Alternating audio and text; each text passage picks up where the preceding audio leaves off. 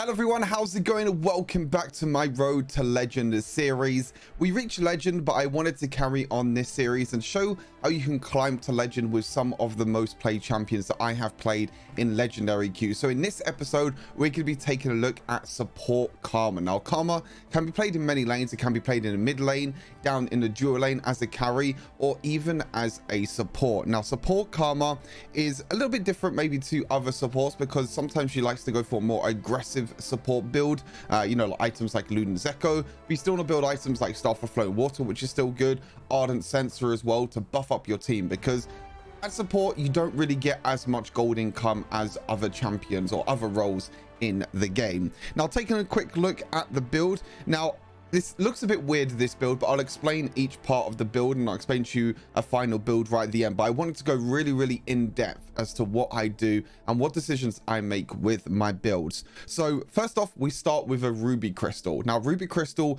is a lot better than starting Amplifying Tome. Now, Amplifying Tome gives you a little bit of ability power, which maybe, increases your shield amount a little bit, increases your AP amount by a little bit. But to be honest, it's not really worth it. 150 maximum health is huge in the early game.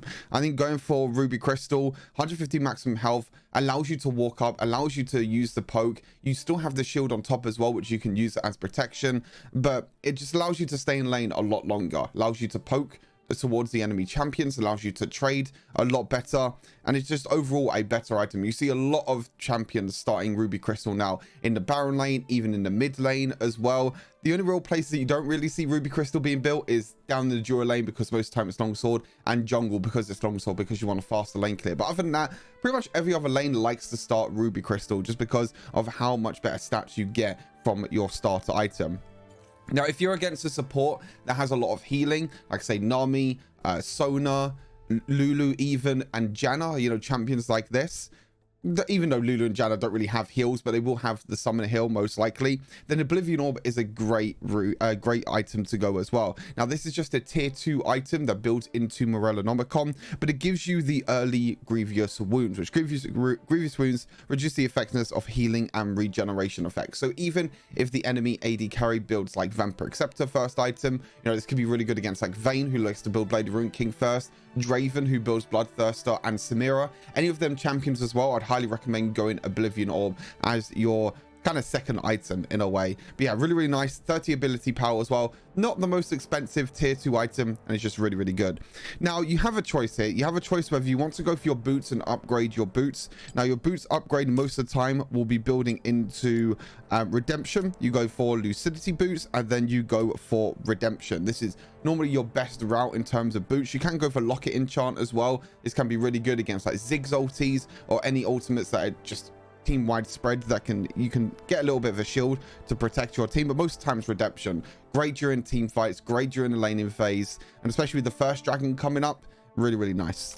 So you can go for that, or you can try and go for Luden's Echo. Now, Luden's Echo is quite an expensive item, but it's our first core item for Karma. Now, the reason why we go for Luden's Echo is, yes, it's not really a supportive item, but Luden's Echo is just such a strong item, and it gives Karma the stats that she needs, ability power, maximum mana, which is really nice, ability haste, and the Distorted Echo passive helps a lot when trying to push out waves, when trying to poke down enemy champions, because Karma has so much. Karma has her ultimate, which is great during team fights, and a lot of poke from her first ability. She has her second ability as well, that you can use as damage, and you can spread it across multiple enemy champions. Then you have your third ability, which is shield. So overall, a lot of ability power still works really well for Karma. Yes, it doesn't enhance your shields. Yes, it doesn't give your allies extra buffs, but it just gives Karma a lot more power herself. And this is more of like a carry Karma build. You want to become the carry in Legendary queue, especially in the support role. So that's why we go for Luden's Echo as the first item. Star for Flowing Water as well. Now, you can go for Ardent Sensor second. This is where your Ruby Crystal comes in. Your Ruby Crystal can be built into the Kindle Gem, which goes into Ardent Sensor, but you can just leave the Ruby Crystal there. Honestly, it's completely fine, because eventually you will build Ardent Sensor. Now, you have a choice. You can either go for Star for Flowing Water, which will give you more power yourself. So if you're more fed yourself, I would always go for Star for Flowing Water as the second item, because it always just gives you better stats, ability power, maximum mana, and ability haste. Again, pretty much the exact same as Luna's Echo. And then the passive as well, Shielding Healing. An ally grants you both ability haste and magic damage based on target's health, magic damage or ability power, sorry, for a few seconds. Now this also enhances your team, so it's also a really good item to enhance potentially your teammates. However, like I said, this item gives you more base stats to buff Karma herself. So if you're fed, if you got a few kills in the early game, then 100% go for Star Flowing Water. But if you have a hyper carry by your side, so you have like a Jinx, a Kai'Sa, I mean, even like trying to think of other ones that could be really good, like a Draven that's maybe fed. And then if you want to give them the carry potential, because in legendary queue sometimes you get an AD carry that can really pop off and do well, then Ardent Censer is a great second item, but you can delay this till the third item. So you got maximum health, ability power, and ability haste. It also makes you a little bit more tanky as well. You get a little bit of movement speed from the Ardent passive, and then the Censer passive. When you heal or shield an ally champion, both you gain attack speed and your attacks and deal bonus magic damage. So again, as you can see, this is more built around allowing your AD carry to carry, whereas Flowing Water gives you ability power, which buffs yourself, gives you ability haste, which buffs yourself. Yes, it gives it to an ally, but it's more to do with yourself. You don't really auto attack that much. You don't really care about the attack speed or the on-hit magic damage. And again, Starfall Flowing Water gives you ability power, whereas Ardent Censer gives you maximum health. So you can see the comparison there in terms of, you know, when to build the items. Now for a final build, your final build will look a little bit something like this. You'll have the Luna's Echo, you have Starfall Flowing Water, you'll have Ardent Censer, you'll have the Oblivion Orb, which gets upgraded to the Morellonomicon eventually, and then most of the time as another item. I mean, when Imperial Mandate does come out on Wednesday or Thursday, that will be a go-to item to build next, probably after Ardent Censer. But for now, you can just go for Death Cap as your last item. This is completely fine as a final build. Maybe you can delay Morellonomicon a little bit more and keep Oblivion Orb. It depends who you're up against. But this is basically a look at your final build. Now for the runes, Summon Aerie, great rune that buffs your poke damage and also buffs your shielding towards allies. Really great, works great on AP champions, so not really much else to say there. Just again, buff your poke, buff your shielding. Really great rune. Weakness, now this could be changed depending on the sort of playstyle that you have. Weakness is really good because Karma has a lot of ways to slow with the first ability, root with the second ability. The ultimate as well has like a pushback and a slow, so there's loads of ways that you can impair the movement of enemy champions, which will make them take 5% increased damage. But another rune I want to mention is actually, where is it? Champion. This is one I want to talk about. Now, Champion is great for Karma in the early game. Karma does insane damage in the early game, and with Champion, you gain bonus damage against champions, and you can lose half of it if you die as well. So that is the big thing you have to be worried about. So if you die twice, then you lose the champion stacks completely, but gaining 8% damage is really nice. You can also go for Giant Slayer if you're against a lot of tanks. This could be really good if you're against like tanky supports. Alistar, Braum, any champions like that could be really good, and especially if you're against tanks on the rest of the map. So even like a Malphite top, I die in a mid, that might go Rod of Ages. Giant Slayer is really good at dealing bonus damage based on how much bonus health the enemy champions build. So you have a few options here. I think Weakness most of the time is my best and go-to option. It's just a more general option, but you can switch this out for other runes depending on your playstyle or depending on the enemy team comp. For the next rune, we have Nullifying Orb. Nullifying Orb did get a little bit of a nerf to the base shield, but because of how much AP you'll be building with Karma, I still think Nullifying Orb is great. It's great during laning phase still as well. You maybe have some other options. Bone Plating can be really good if you're against a lot of combo champions that like to go all in. Leona, Alistar are great options. Even like Draven and Lucian, I like to dash in and try and kill you very quickly. Other than that, there's not really nothing else to go. So I think Nullifying Orb is still the best option. Or maybe you can go Hunter Titan if you're against a lot of crowd control. But most of the time with Karma, you like to stay on the back line. So you're pretty much never going to be hit by any crowd control.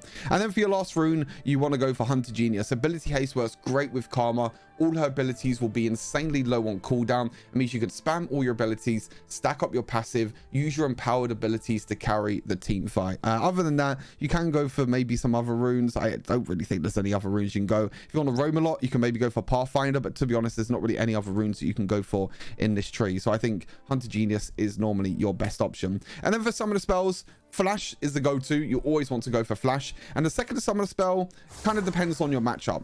If you're against against a enemy bot lane that you feel like you can play aggressive, then Ignite is great. Especially with Ignite, you get grievous wounds early on. So this can help you maybe before you get Oblivion Orb to reduce the healing of enemy champions, and also it's a little bit of poke damage. If you want to use it as like, okay, I'm igniting you, you have to back off, you have to go back to base sort of thing. Or you can go for heal. Heal is a lot more defensive. It doesn't really buff you that much. It buffs more your AD carry. But it's still a great option. I most of the time like to go for Ignite because I like to play aggressive. Karma does a lot of damage, so using Ignite will help you win the level 1 trades, but heal can also work really well. And that is pretty much everything for Karma. Now in terms of the gameplay, this is probably one of the best Karma gameplays that you will see ever. I'll be totally honest with you, so make sure you stay tuned for that. This is a lot more in-depth. It's a lot more in-depth look at Karma. I give you all some tips and tricks. It's more of a analytical point of view of gameplay. It's not live gameplay. It's me talking over gameplay of one of my Karma games that I played in Legendary Queue. But hopefully you all enjoyed. Take care of yourselves. Have a great rest of the day, and see you on the gameplay. All right, on to the gameplay we go with Karma. I think this is probably my best performance that I've ever had in support, and probably my best Karma support performance I've had ever in Wild Rifts. This champion is so strong at the moment. Probably by far one of the best support champions, or one of the best carries to play at the moment in the support role. Especially because you can go for like this offensive build as well. You can go for like this crazy offensive build with like Luden's Echo, as I mentioned already, with like Morella Nomicon. Then you can go for like Starflow Flame Water and Ardent Sensor as well. So you can go Luden's Echo first item into Starflow Flame Water and Ardent Sensor, which gives you a lot of stats. Now you can see in this early game what me and Lucian are deciding to do. We're trying to sit in the top side, right in the furthest bush. This catches our enemies off guard every single time. And I think the big thing for me here is that I started my second ability. I wouldn't recommend this most of the time, but if you can guarantee that you can land a root in the early game, and if you have an aggressive AD carry by your side that understands to step up when you land your root, like a Lucian, it's great. It's fantastic, because that means that the enemy AD carry has to use the flash early on. Now, not only does she use her flash, she also uses her honey fruit back in base. So what I do is I walk up even further. I use my Ignite as well, which actually reduces the heal of Janna. So the Ignite is mainly not for killing, it's mainly for, you know, making sure that Xayah is low enough that she can't walk up to CS. And as you can see, my Lucian as the AD carry is just freezing lane. Every single time Xayah walks up, we walk forward and we try and poke. Now obviously I took quite a lot of damage from minions. Really nice dash there though by Lucian. Guarantees that we get the first blood. I do shield Lucian to see if he can survive, but unfortunately he doesn't. But Gragas keeps me alive. Gragas is like, okay, I'll kill Lucian instead. But overall, really nice dash by Lucian to dodge the feathers out from Xayah. We did play a little bit aggressive. We probably should have realized that Gragas was on the top side, because we had a ward on the Raptors, and the Raptors wasn't taken. So we probably should have realized that he was going to go red into Gromp, into Krugs, into topside, into a topside gank. But I think either way, I think it's still a big win for us in the duo lane, because we denied Xayah some more CS. We obviously got the kill onto Xayah as well, which the kill's not too bad for us. It's like okay, it's like we can get items earlier, but obviously it's a lot better on the AD carry. Now I go for the Oblivion Orb as the first item. Oblivion Orb is really good against enchanters because you can trade a lot better. You can get the anti-heal off. So that means that, you know, it will reduce the healing of Hunter Vampirism early on if the enemy AD carry is playing it. Also reduces the healing of, you know, Janna, for example, like the summoner healing. I think Lucian, yeah, Lucian gives me the, what a nice Lucian player, by the way. Gives me the honey fruit healer. So you can see how Lucian is stepping up, constantly trying to land his abilities and trying to poke as much as possible. And we're just not going to auto attack minions here, because we're going to try and freeze the lane where it is. Because at the moment, we are so far ahead. And we have the advantage anyway, because we are Lucian, Karma into Xayah, Janna. So we basically have the advantage anyway. You can see how Xayah is just using all her abilities to try and get as much CS and stay in XP range as much as possible. But look at this. We're freezing the wave. We're keeping it under tower. This is really important. You see Lucian stepping up here. Quite aggressive, but to be honest, it works completely fine, because we land the second ability, we land our ultimate. They're all so low, but I just got into range to use my Ignite, and hey, another kill for the support. So you can see what happened there was we froze the lane. We wasn't letting Janna and Xayah walk up, and when they do walk up, Lucian dashes forward. I go forward with my third ability, with my movement speed, and then I'm able to get And then we're able to get the kills onto Xayah and Janna because she doesn't have flash as well. We have the early game advantage already. They have to walk up for CS and we just punish them. That's the main word what I was looking for. I was trying to think of the word, but we punish them for walking up and trying to get the CS when they shouldn't really be walking up too far. So we're going to go for Luden's Echo now. We went for the Oblivion Orb. We're now going to go for Luden's Echo as our first item. I think Luden's Echo, even for supports, is great. I think especially for Karma, you can either use it on like Nami if you want to. I wouldn't really recommend it on Nami, but I think Karma is the best use of Luden's. Lux is another good option as well. Lux is a great option for Luden's Echo first item on support. Most of the time, you're not going to get it before first dragon unless you do not buy the Infinity Orb as your first, the Oblivion Orb, sorry, as your first item, not Infinity Orb. Echo somehow lives through that. I don't know how Echo lives, but I think the Gragas is going to kill him by the looks of things. But you can see the Janna's roamed mid lane because they know that they can't walk up. They know they can't win the 2 versus 2. So look, both of them roam to mid lane to try and get kills and try and get an advantage. And we recognize that they are going to mid lane and they are in mid lane. They've currently roamed back up to top lane, but we're going to get a few tower platings for it. So yes, they get the kill onto Echo, but Echo traded 1 for 1. We also get 2 tower platings in the top lane, potentially 3 tower platings. Yet we get 3 tower platings in the top lane, which is absolutely huge for us. A little bit of poke as well on Xayah. You can see how much damage I'm doing already. It's absolutely disgusting how much damage you can do. Again, we're so far ahead in this duo lane. I'm not too sure exactly how much gold we are ahead, but we're far enough ahead that we can look to walk up and we can look to play aggressive when we want to. Now, I actually make a little misplay here. I walk up and I use my Q when I didn't really need to.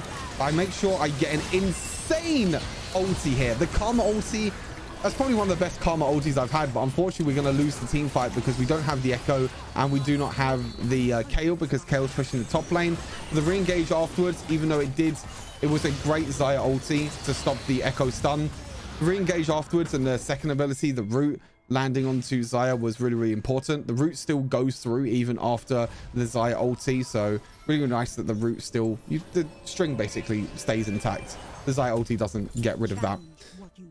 So it's really nice, to be honest. We're going to wait in base, I think. Oh, no, we're not going to wait in base. We're just going to sell this. And yeah, we can get redemption. That's fine. I think if you can't afford the components for Luden's Echo, or you can't really, or you feel like you can get redemption instead of getting an opponent, I think redemption is great. You know, especially because Dragon's coming up now as well. So redemption is a huge boots upgrade because it gives you that team-wide healing and also the team-wide damage as well, or the enemy damage. But like I said, I made a little mistake there. I walked up to a Veigar when I should really know that Veigar's just going to cage me there. Luckily, I had flash. If I didn't have flash, I probably would have died there. But the re-engage afterwards, I shielded Lucian. I then used my ultimate, so I get my passive reset again with my ultimate.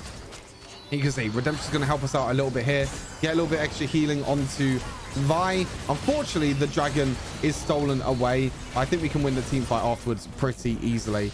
We're just making sure that we're spacing out right here because we are worried a little bit of the Veigar, because the Veigar can still do a lot of damage. But here's another shutdown onto Lucian. You can see we're walking up here using our second ability and third ability combo. Really important that you use your third ability on yourself as Karma when you're trying to walk up with your second ability. Because sometimes there might be champions that might have more movement speed than you. That means that you're not really going to be able to get it. You can see the W here. The empowered W roots both the Veigar and the Xayah because they can't split from each other. We dive onto the Xayah. He uses his ulti. We use the ulti to... Zeko, sorry, uses his ulti. I don't think I get the kill. Oh, I do get the kill. How did I get the kill there? I don't remember how I got the kill. I must have been from... I don't know. I didn't even have red buff. I guess it was Airy. Oh, it might have been Airy, actually. The second proc might have procced Airy. So that might have been the main difference there. But yeah, really well played by everyone on the team. You can see we're currently 3-0 and 5 on Karma support. Absolutely huge. I think that your spacing is really important for Karma. I think making sure that you're at the right place at the right time. You can see here, I'm going up to the top lane. I'm going to shield the Vi straight away. I'm then going to use my ultimate, root the Janna in place, and that is going to be another kill. You can see how much Karma has to offer. So much utility, so much shielding, so much damage as well from all her abilities. It's absolutely disgusting how much Karma offers to a team. You see that I'm stacking up here, and again, I'm using my empowered second ability to root 2 champions in place. The Veigar is stuck because even though I landed my root onto Gragas, because Gragas and Veigar didn't split up enough, the Gragas and Veigar both got rooted, which allowed Echo to jump on top of them and get another kill. I think empowered second ability for Karma is completely busted. Like, it's so difficult for a champion to create enough distance between themselves and Karma, and also create enough distance between him and or her towards, you know, your allied champions. Because you got the enemy, you got the allied champions that you have to split apart from because of the empowered W. Then you have to split from the enemy Karma as well at the same time. It's so difficult to dodge away from that empowered W, and most of the time the empowered second ability is always going to hit.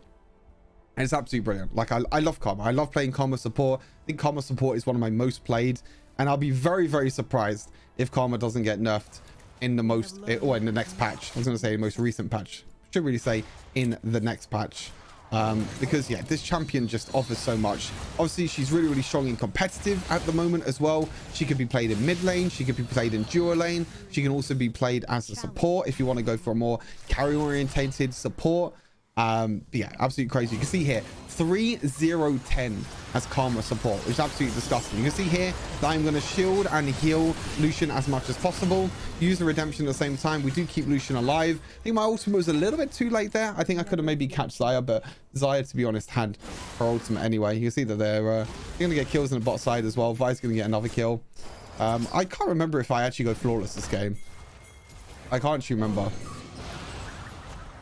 Trying to think if I went flawless this game or not. I probably didn't go flawless. Knowing me, I probably made one silly mistake and I was like limit testing when I didn't need to, and I died for it. That's the me thing to do. I think for those who watch my videos and those who watch my streams, sometimes I limited test a little bit too much. Sometimes the limit testing can be a little bit too far. We're going to go back to base here. Bit of a stupid place to recall, I'll be totally honest, but I think we're okay. We're fine. So now we're going to go for Staff of the Flowing Water. We could go for Ardent this game because we do have Vi, Kayle, and Lucian. But because of how much gold I've gotten from kills and assists, I think Staff of the Flowing Water is a much better item for Karma herself. Like, it gives Karma herself a lot more extra stats. You see my W here and my ultimate doing enough to lock Darius in place. I'm not too sure why I used redemption down there. I think it's because I was trying to do something. Yeah, look, you see I'm limit testing here. I missed my W. Or my Q, sorry, because it landed on a minion. Never again. That's a limit test Stuart thing to do. That you should definitely not do. If you do follow what I'm doing, then you are inting. Everything up until the point you can do, to be honest. I think everything up until that point where I flash forward is completely fine. Except for when I face check the Veigar. That's probably a really bad idea. Yeah, Lucian going to be able to get the red buff here. I think we're completely fine at taking the red buff. Get the shield onto Lucian as well. I think Staff of Flowing Water. Yeah, as I mentioned, you know, you can go Staff of Flowing Water or you can go for Ardent Stancer as a second item. I think if you have more of a hyper carry next to you, like a Jinx or a Kai'Sa, I think Ardent Stancer is better. But Lucian doesn't really need the attack speed that much. We're going to use Redemption to help us here against the Darius. We're going to deal damage to Darius, and also we're going to be able to heal up our allies. Unfortunately, the Gragas still dragging again, which is kind of sad, to be honest, because this could have been a really clean game if Vi landed her smites, but unfortunately she wasn't able to. But still, we win the team fight anyway. But the problem is that they do have the potential to get 3 dragons now. 3 dragons is definitely a win condition that the enemy team can do. I think at this point in the game, you know, with 4-0 and 15 on Karma, 4-0-15. Absolutely crazy score. Like I said, I don't think I've ever gotten before a support. And I think in Legendary Queue in general, I think the level of gameplay in Legendary Queue is definitely a lot higher. I think the players in Legendary Queue are definitely a lot better. Maybe because they try hard a little bit more because they want to climb in Legendary Queue. I'm not really too sure why. But this is why I mainly play support in Legendary Queue. I feel like my AD carry is okay. You know, I think I can carry with AD carry. The thing is, sometimes, or most of the time really, in duo lane is that your support is really the main carry. The support is the one who engages. The support who has all the utility, the shielding, the stuns, the roots, everything else. That's all to do with your support. As an AD carry, sometimes you can make cheeky outplays, sometimes you can do crazy things, but most of the time you're just trying to deal as much damage as possible, and you're hoping the rest of the team can help you out with that. Redemption's going to go down here to help heal up the Lucian. I was trying to heal up the Echo, but the Echo actually used his ulti back.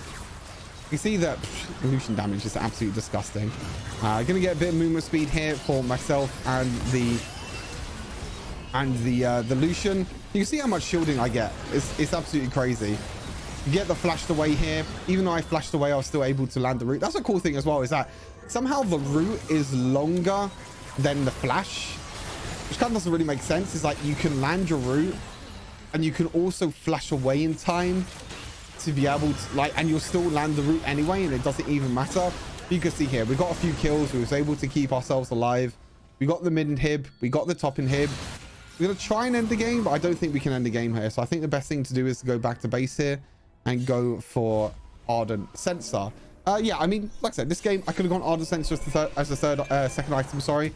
But I think I just wanted more stats for myself. Like I said, Staff of Flame Water is a lot better to get yourself some stats, so like AP, mana, ability haste, everything as well. And Ardent Sensor is more of an item to buff your team and to help your team. Yes, Staff of Flame Water still does buff your team as well. Also, how broken is Echo?